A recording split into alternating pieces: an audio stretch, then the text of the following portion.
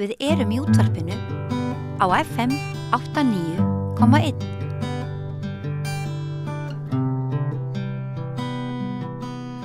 Já, hann kominn hingað til mín, Finnbjörn A. Hermansson, forseti ASÍ. Hann ætlar, held ég ætla að reyna að fá hann til þess að bregðast til dæmis við ummælum fjármálaráðherra í dag og miklar launahækkanir, að þær séu orsök okkar ógæfu. Við náttúrulega urðum vitni að stýrivaxtahækkun í gær og verðbólgumælingar eru ekki góðar og atvinnuleysi of mikið, og ég held að það sé ljóst að hann Finnbjörn telur stöðumála ekki allt og bjarta. Vertu velkominn til okkar. Já, takk fyrir. Já, eins og ég sagði, ég held að sumum hafi nú aðeins brugðið í brún, sko, að heyra fjármálaráðherrann okkar Daða svona taka undir raddir atvinnurekenda og fleirum að verðbólguskriðið og staða þjóðmála, þetta sé svolítið launafólki að kenna. Hver þín viðbrögð við því? Það virðast nú allir vera einhvern veginn á hlaupum undan eigin ábyrgð, sko. Og það alveg sama hver þar.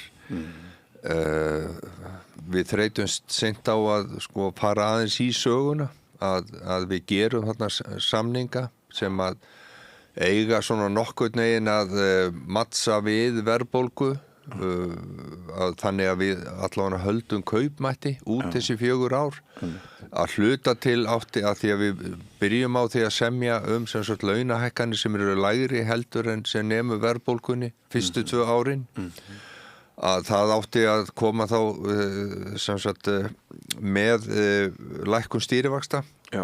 Þannig ætlum við að byggja upp kaupmáttinn hjá launafólki. Já. Þannig kynntum við samningan og þannig seldum við samningana. Já. Síðan bara gengur þetta ekki eftir. Nei. En það plan sem við lögðum upp, það miðar allt saman að því að við séum bara nokkurn veginn á pari með okkar launahækkanir. Já. Það vitað í 4 ár hvernig þetta verður. Fyrirtækin byggja sig náttúrulega undir það að taka á móti þeim launahækkunum sem að SA skrifar undir fyrir þeirra hönd. Þannig að það að þetta sé að koma fólki á óvart núna, það finnst mér alveg rosalega þreytt eftiráskýring. Er það ekki? Jó. Og eins og þú nefnir, þetta meira bara hluti af samkomulagi, síðari hluti af samkomulagi sem hefst með því að launafólk undir striki. Já, þau eru koma bara inn í bíómynd í hliðinu og eru svo að útskýra hvað gerðist í fyrri hlutanum með þessu. Já. Þannig að en hafa greinilega ekki verið viðstödd fyrri hluta bíómyndarinnar. Já. Þannig að það enga veginn hægt að kenna launafólki það að það sé að keyra fram úr, vegna þess að við erum ekki eins og að halda yfir kaupmátt. Nei. En ef við förum aðeins yfir hvaða sem að hefur rekið þessa verðbólgu á þann stað sem að hún í dag, og sem hún var líka þegar við gerðum kjarasamninga, þá þetta á stærstum hluta húsnæðisskortur. Við erum búin að kaupa 5 eða 6 sinnum húsnæðispakka af mismunandi ríkisstjórnum. Við ætlum að byggja, við ætlum að vera komin núna í ár, ætlum að vera búin að byggja 10.000 íbúðir í almenna húsnæðiskerfinu. Þannig að við værum að byggja sem sagt fyrir láglaunafólk, leiguíbúðir á viðráðanlegu verði. Já. Bjarg komin með tæplega 1100.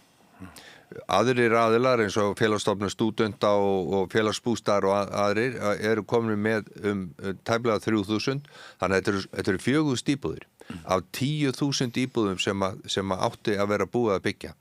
Sveitarfélögin draga lappirnar að koma með lóðir undir þessi hús. Ríkið kemur núna á mjög slæmum tíma með þessar hækkanir sínar varðandi bílana. Sveitarfélögin halda ekkert í sér varðandi hækkanir á þeirra gjöldum. Og þetta svona þessi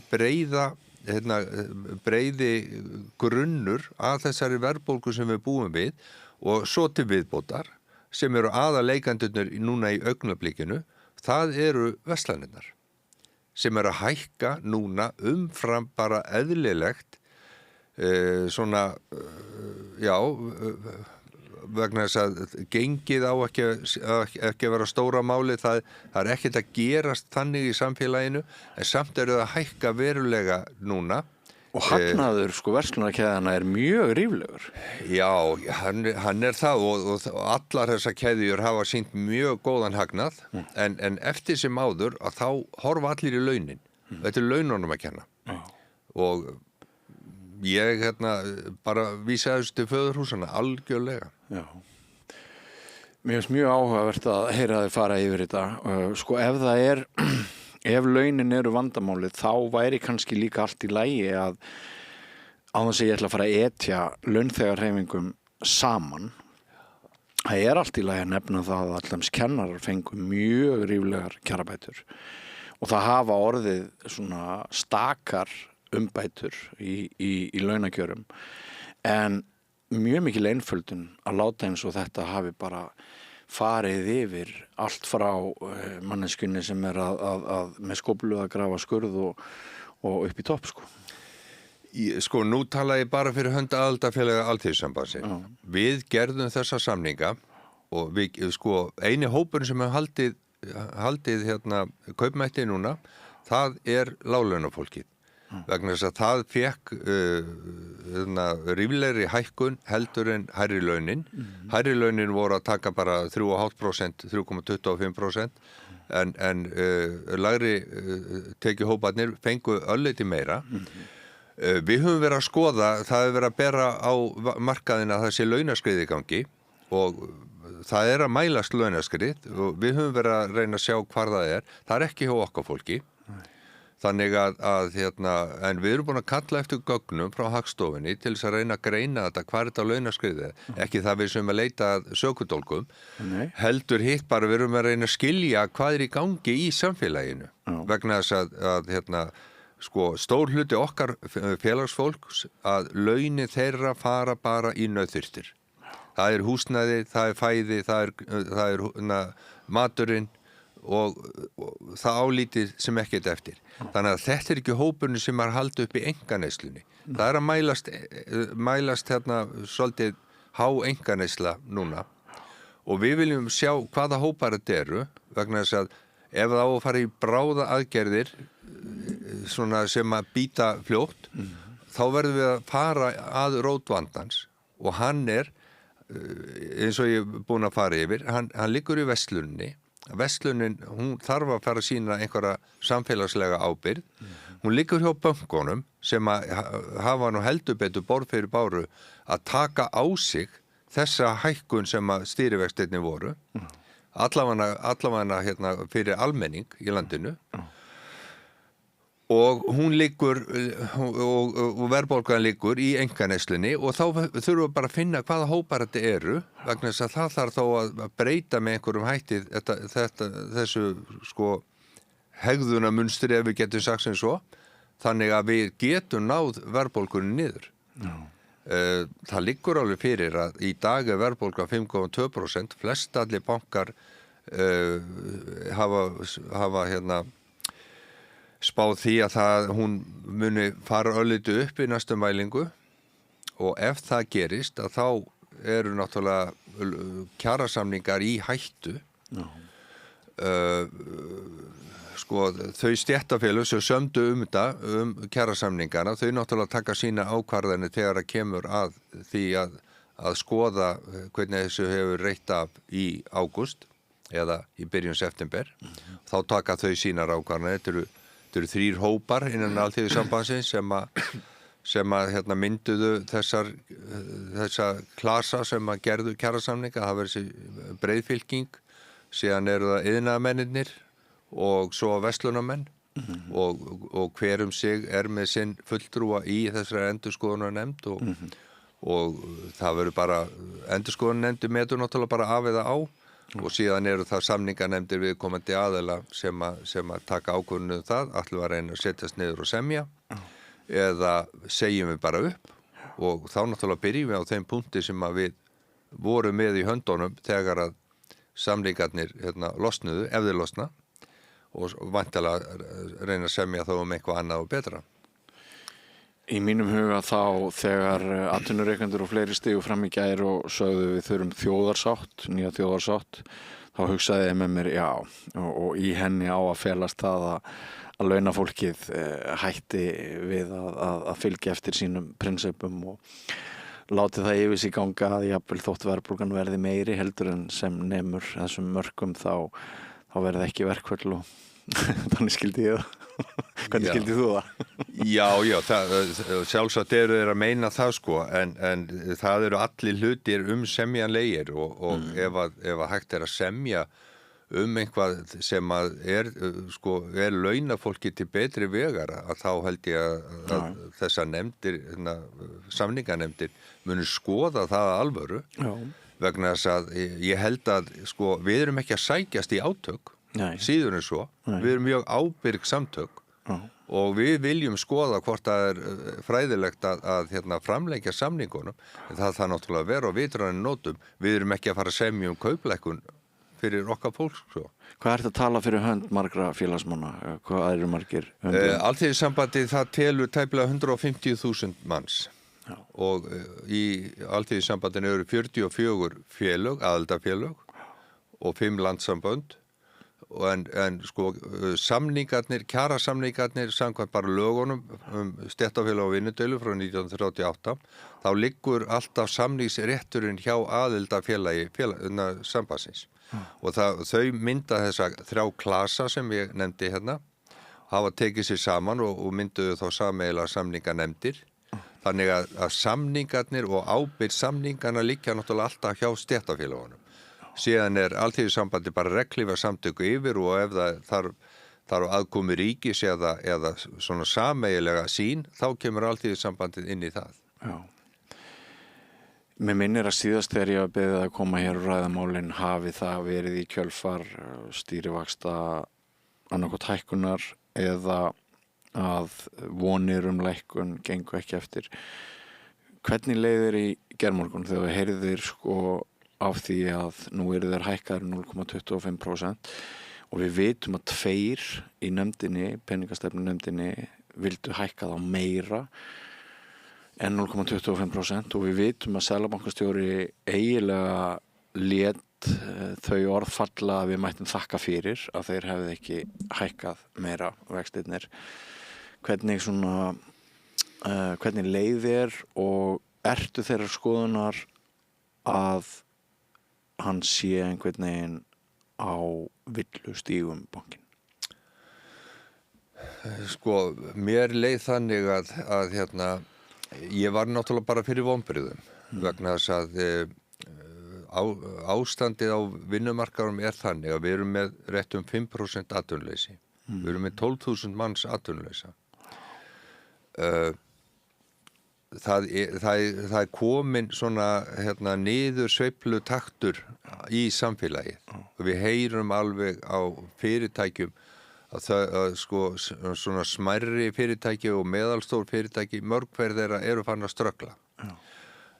Þetta er langstærsti fjöldin sem er með okkar fólk í vinnu. Það eru lítil og meðalstór fyrirtæki. Þannig að og þau eru náttúrulega bara sitið í sömu súpu og við hvað var það stýrivexti. Þau eru skuldug. Þau eru skuldug og þau ströggla líka alveg eins og almenningur og stýrivextir, þeir bitna bara á tilteknum hópi fólks. Þeir bitna á, eins og eðli málsins samkvæmt, bitna á skuldugu fólki og þetta skulduga fólk er að stærstu hluta unga fólki okkar sem er að koma undir sér fótunum. Þetta eru fyrirtækin sem eru skuldug líka. Þetta eru leigjendur sem að komast ekki inn á markað vegna þess að leiga er að stærstu hluta tengd, vísitölu tengd, þannig að þetta hækkar bara leiguna hjá þeim, þannig að þetta er alltaf að býta í sama hópin og þess vegna höfum við verið að segja það þarf að horfa á hver rót verðbólgunar er og þá, eins og ég fór hérna yfir áðan, það þarf að horfa til þeirra sem að geta haft áhrif á þetta og ef við erum að tala einhverja þjóðarsátt eins og samtök atvinnulífsins eru að biðla og samtök iðnaðarins þá vil ég fá þau bara til að svara því hvaða agavald hafa þau yfir fyrirtækjunum sínum sem að þau geta sagt þið hækki ekki neitt næstu 6 mánuðina, 8 mánuðina, 10 mánuðina þannig að við getum sko annars vegar keyrt niður verðbólguna og eins breytt væntingunum vegna þess að hluti af því sem að er að keyra verðbólguna upp, það eru væntingar. Og það eru þessir aðilar sem eru að velta fyrir sig býtu á ég að hækka til öryggis eða á ég að halda verðinu óbreyttu. Og mér fannst það mjög óábyrgt á seðlabankastjóra að segja að seðlabankin hann eigi ekki að stýra væntingum í samfélaginu. Auðvitað stýrir að væntingum og þegar að 2 af 3 hefðu vilja hækka 0,5%. Ég veit ekki, ef að það er ekki væntingastjórnur, þá veit ég ekki hvað er væntingastjórnur. Vegna þess að það búast allir við aftur hækkun og þá ætla allir að hafa borð fyrir báru og vera búin að tryggja sig. Svo hef ég líka verið að lesa greinar eftir viðskipta blaðamenn í erlendum fjölmiðlum sem segja að við höfum ekkert talað ennþá stríðið í Íran og olíuverðshækkanir sem að hafa einhver áhrif og við vitum ekki alveg hvort að verða vaxandi áhrif af því en það eru mjög margir hagfræðingar og blaðamenn, viðskipta blaðamenn sem halda því fram að það sé ekki rétt að viðbragði núna að hækka stýrivexti og þá erum við bara að tala lönd, ekki Ísland, við erum bara að tala heiminn að þegar verði svona viðburður þá sé ekki rétt að bregða strax við með því í hagrænu tilliti að hækka stýrivexti. Nei, Economist og fleiri eru að skrifa þetta. Já, ég held að náttúrulega þetta stríð kemur náttúrulega fyrst í gegnum bara bensínverðið og það er nú þegar farið að koma inn og bæði COVID, það var nú sérstaklega þegar Rússarnir réðust inn í Úkraínu, þá hækkaði bensínverð skyndilega og þá fóru sum ríki að gera svona ráðstafanir þeirra hluta vegna þess að gerðu ráð fyrir því að þetta væri bara tímabundið, þannig að þetta færi ekki inn í verðbólguna því að verðbólgumælingar eru svo leiðilegar að því leytinu til að ef að verðbólgan fer upp, það hangir svo hækkun náttúrulega í 12 mánuði þannig til dettur aftur út. Þannig að svona skammtíma áhrif eins og til dæmis bensínverð, það hefur langtíma áhrif. Já, það er svona eins og nefndir áðan að tímasetningin á þessu kílómetragjaldi afskaplega vond. Hún var mjög óheppileg og ég held að við kenni það nú eiginlega allir nema kannski Daði Már. Já. Að það hafi verið með þeim hætti.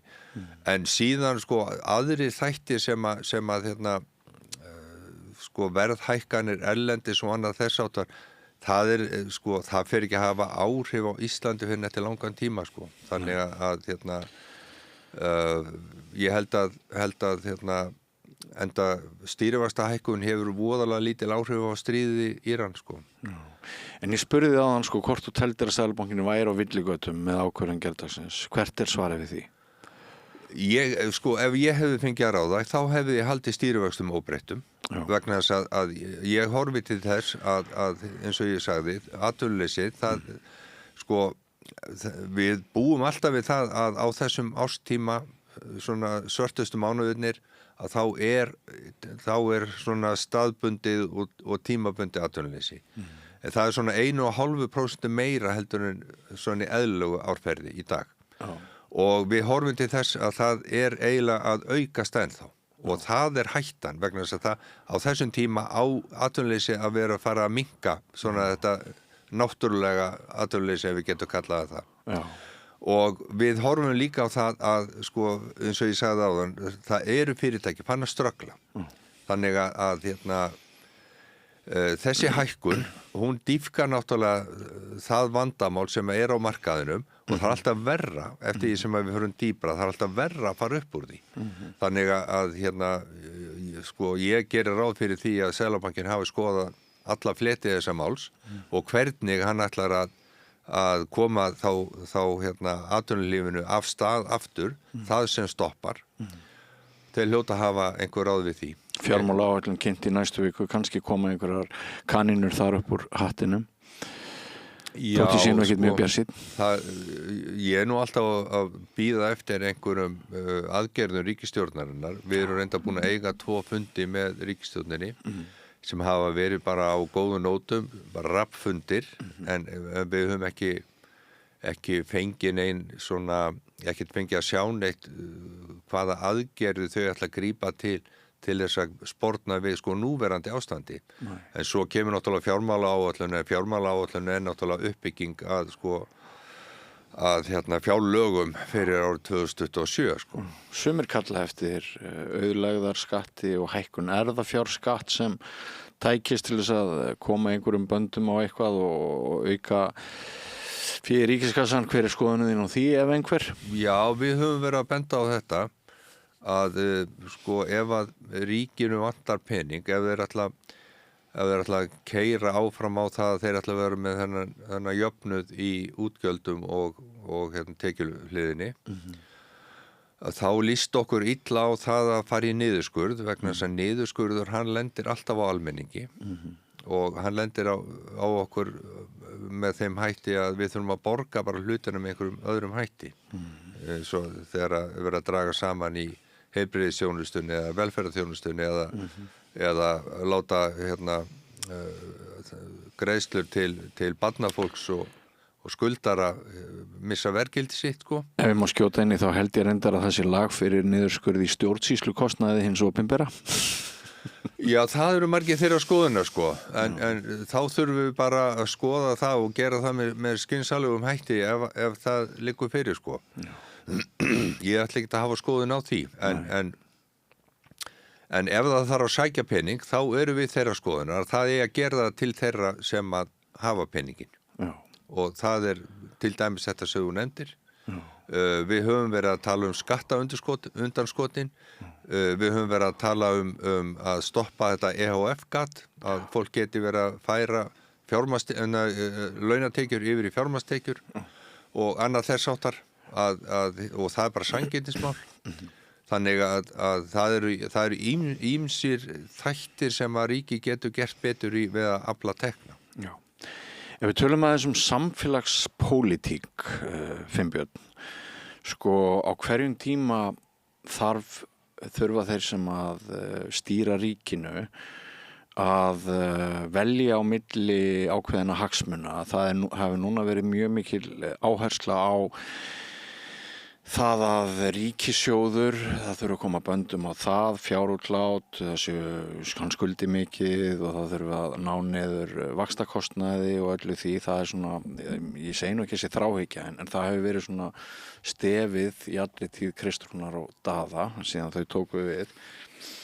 Þau hafa, hvorugt þeirra hefur nokksinni gagnrýnt Seðlabankann fyrir þær ákvarðanir sem Seðlabanki tekur. Þau líta augljóslega til þess með virðingu að hann sé sjálfstæður og telli það ekki sitt hlutverk að trufla bankan eitthvað í sjálfstæðum ákvörðunum.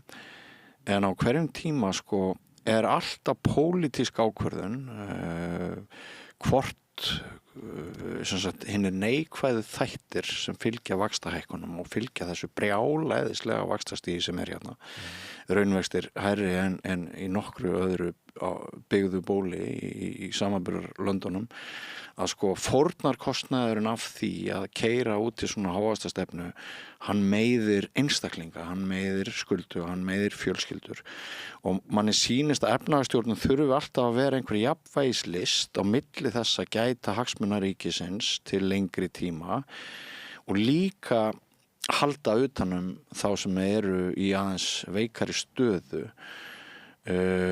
Ég er náttúrulega ekki það sérfróður hagmál að ég viti mikið tæki Seðlabankans, en ég veit það þó að það eru til fleiri úrræði heldur en bara endalausar stýrivaxta hækkanir sem að bankin býr yfir. Fleiri tæki sem að gæti beitt og sumum finnst að ég las marga statusa í gær á Facebook hjá vinnum mínum að þetta væri svona, þeir sögðu brandarinn geðveiki, að það væri geðveiki ef þú heldur alltaf áfram að breyta eins og býst við ólíkri niðurstöðu heldur en nokksinni hefur komið, og þá var fólk að tala að bara það sé eins og Ísland skeri sig frá flestum öðrum ríkjum hvað var þar áhrif af stýrivaxtahækkunum, að hún breyti ekki hegðun fólks í þeim mæli sem ætlast er til. Og í gær var umræðan það hérna í umræðu þætti hvort vinstrið á Íslandi væri veikara heldur en nokkurt skeið og þá er ég að tala svona hvernig við hlúum að þeim sem veikar standa og hvernig við beinum athygli okkar að þeim og þar á meðal stjórnvaldsákvörðunum, efnahagsákvörðunum. Geturðu eitthvað svona, ég nú kannski aðalega bara tjá mínar eigin skoðanir hér en geturðu aðeins stíð inn í þetta? Já, ég get, þessar stýrivaxtahækkanir sem að hafa verið eða stýrivextirnir sem að Seðlabankinn ræður yfir mér finnst að síðastliðin 4 ár hafi bara sýnt að þau eru ekkert að stýra nokkuð sköpuðum hlut ekki eins og á að gera og það að stórun hluta við erum náttúrulega með 40% af hagkerfinu á erlendum markaði sem að öll fyrirtæki, stóru fyrirtækin kringu 200 fyrirtæki sem ger upp í erlendri mynt. Þau eru með tekjur í erlendri mynt og þá geta þau tekið lán í erlendri mynt og þau eru ekkert endilega og þau eru náttúrulega bara ég segi ekki ónæm en þau eru lítið næm fyrir þessum breytum sem að Seðlabankinn hefur yfir að ráða. Og síðan eins og við erum búin að vera að fara yfir núna báðir tveir að þetta skulduga fólkið sem að situr í súpunni með þessa stýrivexti. Það sem betur fer til fólk sem að skuldar ekki neitt og hefur það gott á Íslandi.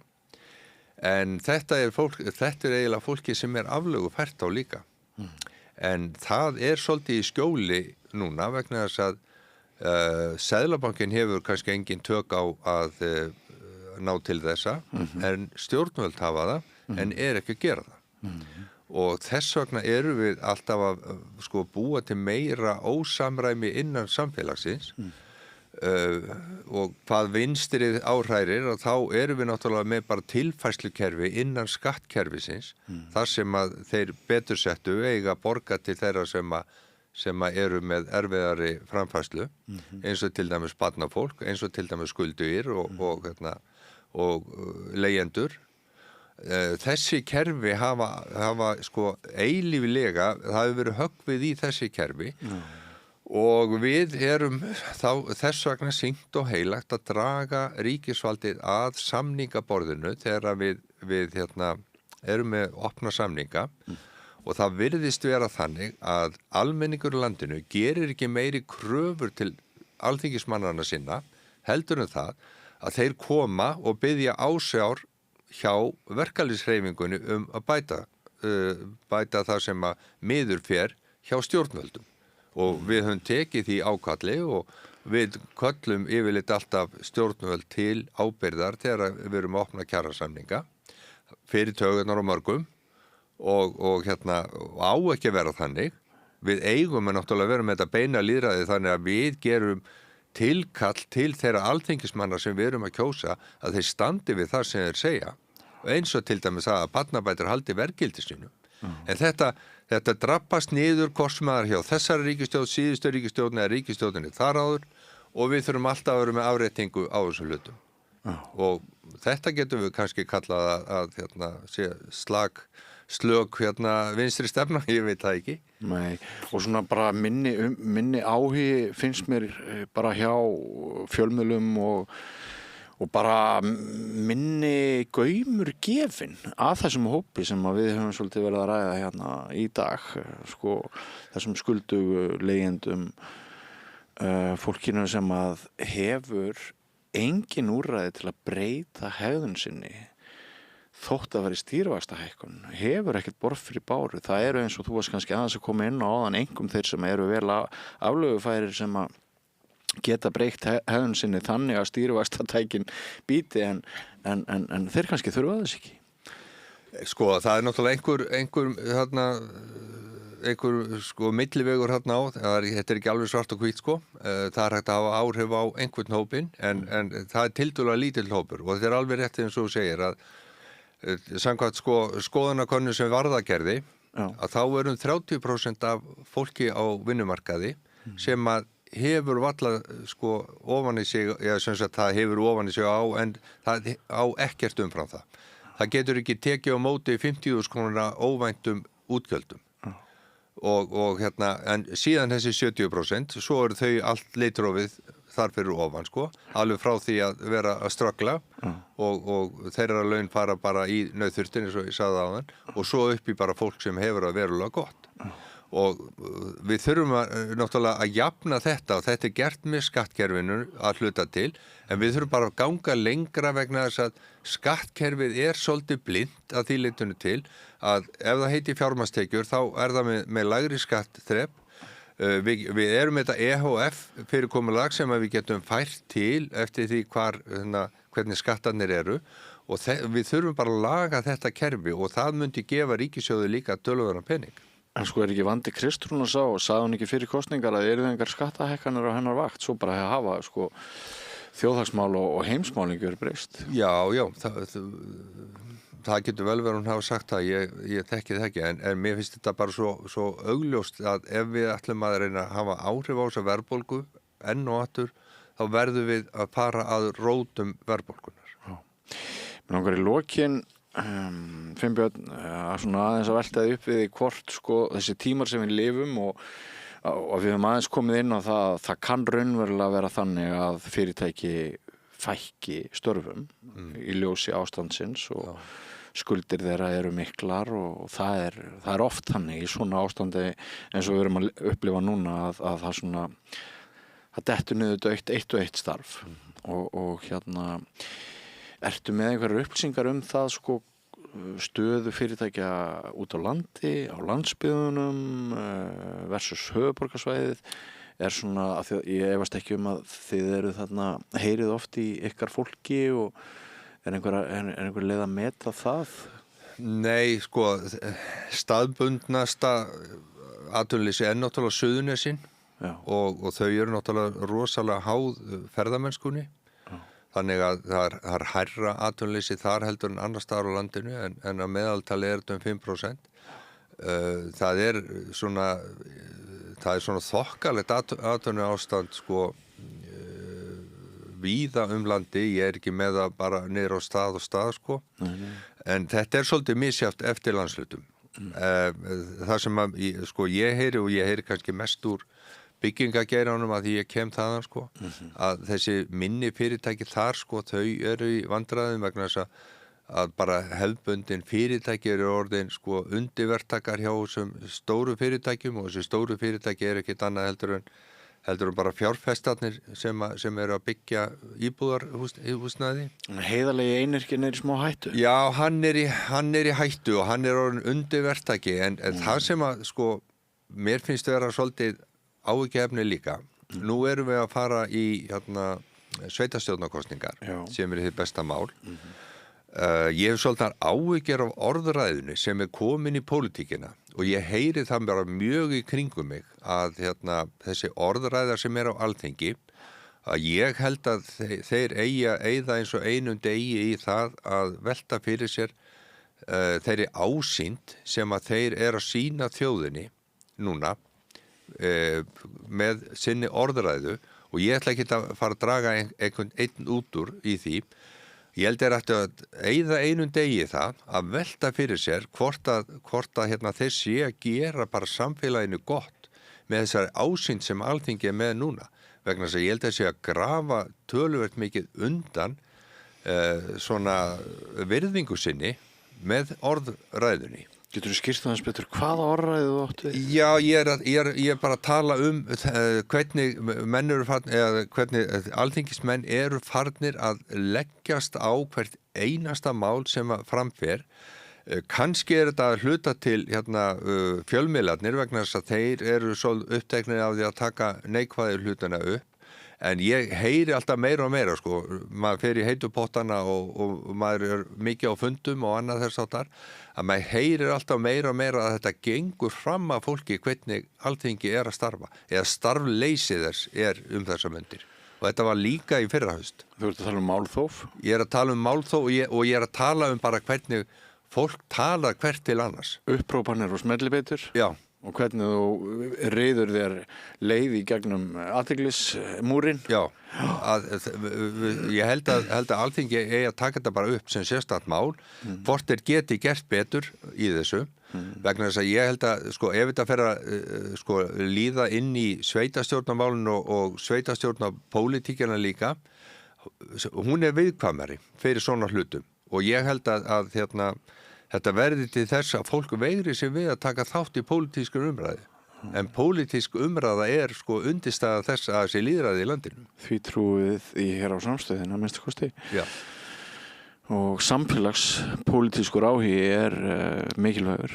Við þurfum að hafa... Já, og við þurfum að ræða málið svona upphrópunarlaust, sko. Það allt til að missa stjórn á skapið sínu svona af og til, ef þú ákveður að missa stjórn á skapið sínu.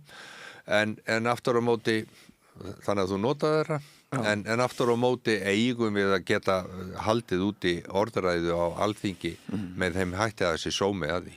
Ég sá einmitt færslu hjá Ingu Sæland á Facebook, þar sem hún var að birta myndband með sjálfri sig þar sem hún talar í vélina og lýsir ástandinu niður á Alþingi bara sem alveg skelfilegu, sko. Þetta sé bara niður í söfl, þau eyðileggi allt, það sé ekki hægt að ræða nein mál, það sé ekki hægt að koma málum að sem allir séu sammála eins og eitthvað sem varðar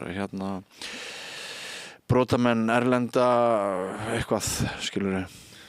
Já, ég held að sé sama hvert málefnið sko, að fólk á að geta, sko, og við eigum að hafa valið okkur þannig alþingismenn að þeir geta talað af yfirvegun að þeim málum og þeir þurfi ekki að koma 14 sinnum upp undir sama málefni. Þeir hljóta vera það, glöggir að koma máli sín á framfæri að þeir þurfi ekki 14 umferðir til þess að gera það, sko.